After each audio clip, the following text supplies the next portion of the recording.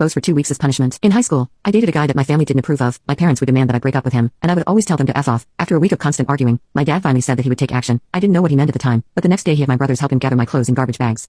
When I got home and saw all of my clothes in a bag, I thought I was going to be kicked out of my house. Instead, my dad told me to hand him the clothes I was wearing. I thought he was joking at first, but he said that if I didn't do what he said, he, along with my brothers, would expose me right there. I cried as I got exposed down to my socks and underwear in front of my dad. Then he told me to hand him the rest of what I was wearing. I couldn't believe this was happening, but I didn't want to make this situation any worse. Now exposed and crying, I stood in my room as my dad and brothers carried my clothes to the backyard, presumably to the garage. Then I was called downstairs to dinner. I expected some sympathy from my mom and grandma, but I could tell by the way they looked at me as I entered the dining room that I wouldn't receive any. They said that I was bringing shame to the family, and that I wouldn't receive my clothes back until they were convinced I had learned my lesson. They said that if I wanted to do anything outside, I'd have to do it exposed, so naturally, I didn't. This lasted 2 weeks and I was taunted and teased every day. I wasn't allowed outside.